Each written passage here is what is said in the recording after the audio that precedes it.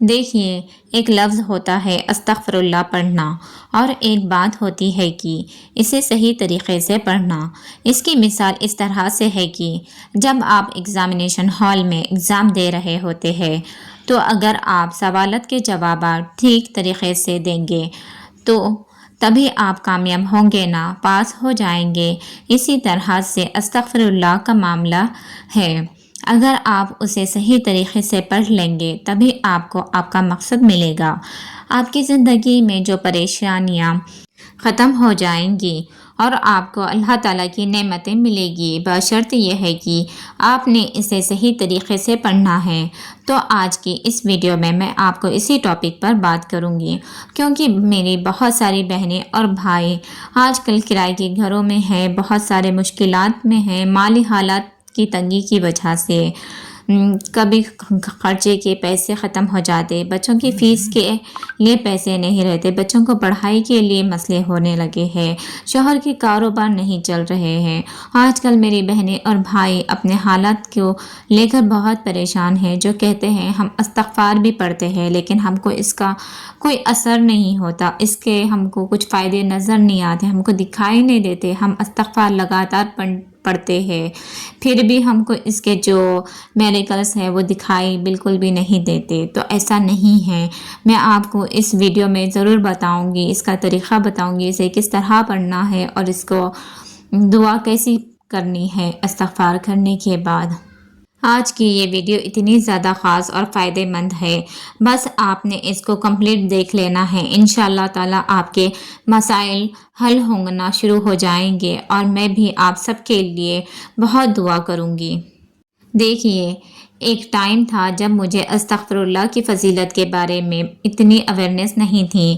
ہانیسٹلی speaking, میں آپ کو بتا رہی ہوں کہ جب مجھے ان سب باتوں کا نہیں پتا تھا تو مجھے جب کوئی پریشانی آتی تھی، جب میں مشکل میں ہوتی تھی یا کوئی بیماری وغیرہ آ جانی تو میں تبھی اللہ تعالیٰ کو یاد کرتی تھی۔ نماز تو میں لازمی پڑھا کرتی تھی، لیکن اس شدت سے تبھی اللہ کو یاد کرتی تھی جب مجھے کوئی چیز چاہیے ہوتی تھی یا اللہ سے کوئی مدد چاہیے ہوتی تھی۔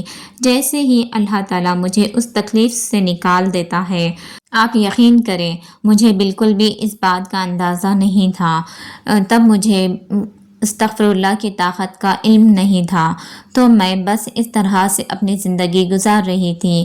اور عموماً ایسا ہوتا بھی ہے، جتنے بھی لوگ مجھے سن رہے ہیں آپ مجھے کمنٹ کر کے لازمی بتائیے گا کہ ایسا ہوتا ہے نا، جب پریشان انسان ہو تب وہ گر گڑا کر اللہ تعالیٰ سے پہلے معافی مانگتا ہے اور اللہ سے دعا کرتا ہے کہ یا اللہ میری مشکل ختم کر دے، یا اللہ میری مدد فرما۔ جیسے ہی آسانی پیدا ہوتی ہے، جیسے ہی اچھے دن آنے شروع ہو جاتے ہیں تو انسان اللہ تعالیٰ کو سجدہ کرنا بھول جاتا ہے، قرآن پاک تو دور کی بات ہے، اللہ تعالیٰ کا ذکر بھی کرنا چھوڑ دیتا ہے۔ جی، پریشانی ختم ہو چکی ہے، ہم اس بات کو کیوں بھول جاتے ہیں کہ جو اللہ تعالیٰ ہمیں اتنی خوشیاں دے سکتا ہے، کیا وہ دوبارہ ہمیں غم میں مبتلا نہیں کر سکتا؟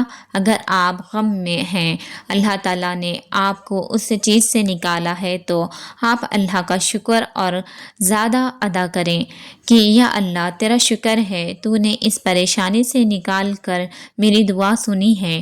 اللہ کا کروڑوں بار شکر ادا کرو۔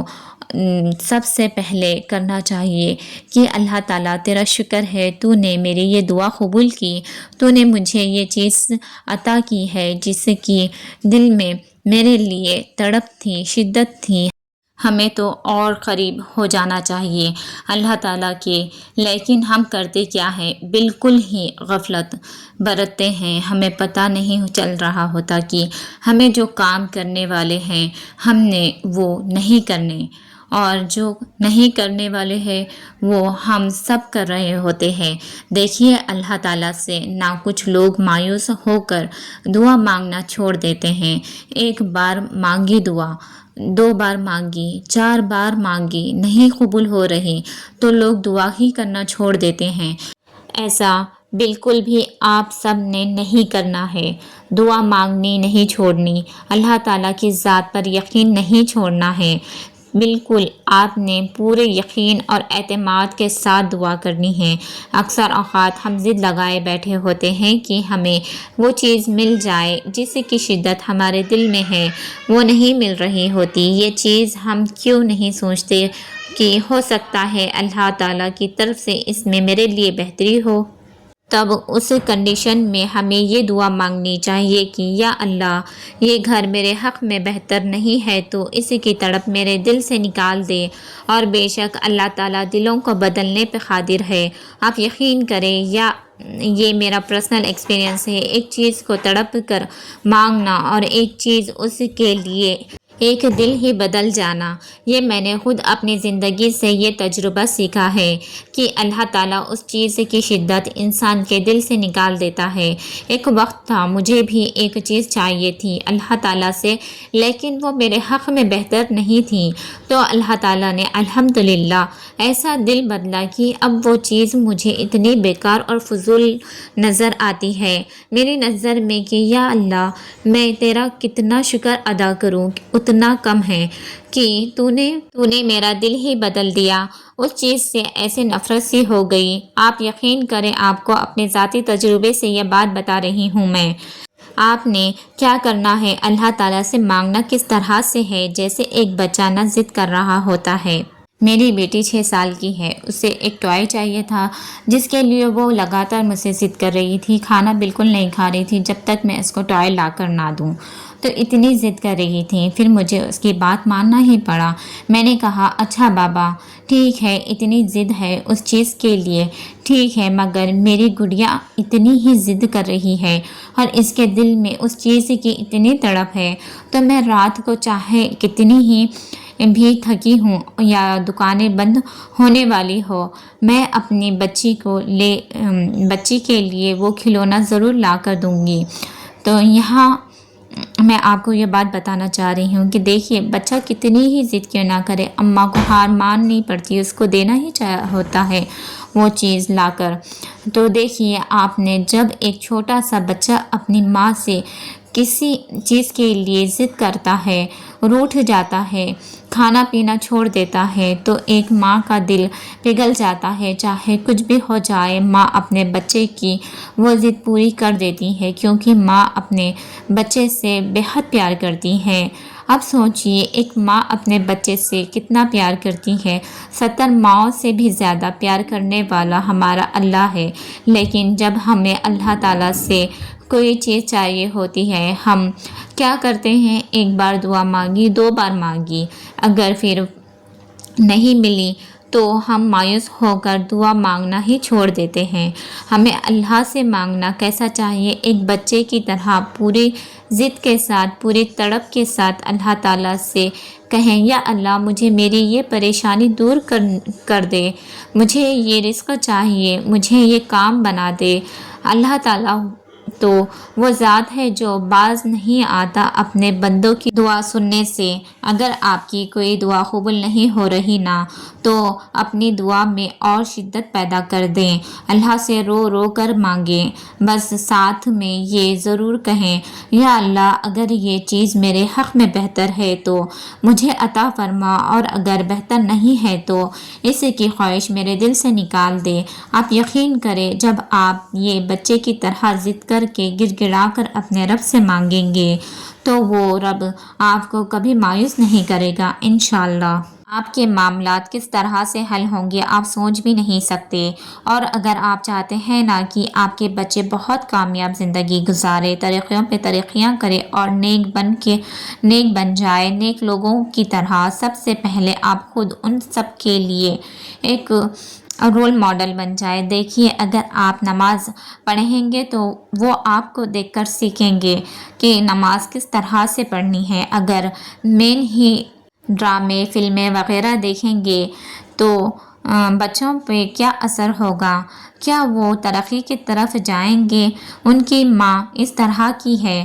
تو اگر آپ بچوں کو اپنے نیک بنانا چاہتے ہیں، کامیاب انسان بنانا چاہتے ہیں، تو ان کے لیے وہ کام کریں، انہیں صدقہ دینا سکھائیں، خیرات کرنا سکھائیں، انہیں لوگوں کے دکھ درد محسوس کرنا سکھائیں، ان کے سامنے نماز پڑھیں، قرآن پاک پڑھیں، تسبیحات کریں، اذکار پڑھیں، تبھی تو بچے آپ سے سیکھ کر سمجھیں گے نا۔ اگر ماں باپ آپس میں لڑائی جھگڑا کریں گے تو اس چیز کا بچوں پر بہت زیادہ نگیٹو اثر پڑتا ہے، اور اگر ماں باپ اچھے کام کر رہے ہوتے ہیں تو ان بچوں پہ ان چیزوں کی تربیت پر بہت اچھا پازیٹیو اثر پڑتا ہے۔ اسی لیے کہتے ہیں ہسبینڈ کو بھی کہ اپنے بچوں کے سامنے اپنی بیوی کو عزت دیں، اسے باتیں نہ سنائے، ڈانٹا نہ کرے، اس کو پیار محبت اور عزت و احترام سے پیش آئیں تاکہ کل کو بچے بھی عزت کر سکیں ماں کی۔ میں نے بہت سارے ایسے کیسز دیکھے ہیں جن گھروں میں جوائنٹ سسٹم میں بیوی کو عزت نہیں دی جاتی، تو آپ یقین کریں ان کی اولاد بھی وہی کرتی ہے جو باپ کر رہا ہوتا ہے، اپنی ماں کو ویسی عزت نہیں دی جاتی۔ یہ میرا پرسنل ایکسپیرینس ہے، میں نے ایسے بہت سے لوگ دیکھے ہیں۔ تو آپ سب کو بتانے کا مقصد یہی ہے کہ اگر آپ کے بچے اگر آپ کامیاب دیکھنا چاہتے ہیں تو ان کے لیے خود رول ماڈل بنیں۔ چلیے بات کر لیتے ہیں وظیفے کی۔ اتنی آج کل مہنگائی ہو گئی ہے، ہر بندہ پریشان ہے، بندے کو مالی پیسوں کی پریشانی ہے، مشکلات ہیں، ہر طرح کی مشکل کے لیے آج ایک ایسا پاورفل وظیفہ آپ سب کو بتانے جا رہی ہوں۔ آپ یقین کریں انشاءاللہ آپ مجھے جب یہ سب آپ کے کام مکمل ہو جائیں آپ مجھے کمنٹ کر کے ضرور بتائیے گا، دعا بھی دیں گے کہ آپ نے ہمیں اتنا زبردست وظیفہ بتایا ہے۔ اول آخر درود ابراہیمی 100 مرتبہ، اسٹارٹ میں 100 مرتبہ، اینڈ میں اور درمیان میں آپ نے 100 مرتبہ تسبیح کے دانوں پر یا ہاتھوں کی انگلیوں پر پڑھ لیں 100 بار یا وہابو، اور پھر 100 مرتبہ یا مجیبو، یہ پڑھ لیا کریں۔ اس کے بعد 100 مرتبہ آپ نے استغفر اللہ ربی من کل ذنب واتوب الیہ، آپ نے یہ کتنے دن کرنا ہے، آپ نے کرتے ہی رہنا ہے جب تک آپ کی مراد پوری نہیں ہوتی۔ تو جب آپ کی مراد پوری ہو جائے اس کے بعد بھی آپ نے استغفر اللہ کو تو مکمل اپنی زندگی میں شامل ضرور کر لینا ہے اور کرتے ہی رہنا ہے۔ ایسا نہیں کہ آپ نے ایک دن 100 مرتبہ پڑھ لیا اور اگلے دن چھوڑ دیا، آپ نے اس کو لگاتار اس وظیفے کو کرتے ہی رہنا ہے۔ انشاءاللہ اللہ تعالیٰ آپ کی ساری تمام مالی مشکلات کو دور کر دیں گے انشاءاللہ۔ اور اگر آپ میرے چینل پر نیو ہے تو چینل کو لازمی سبسکرائب کر لیں، بیل آئیکن کو پریس کر دیں تاکہ آنے والی تمام ویڈیوز آپ تک پہنچ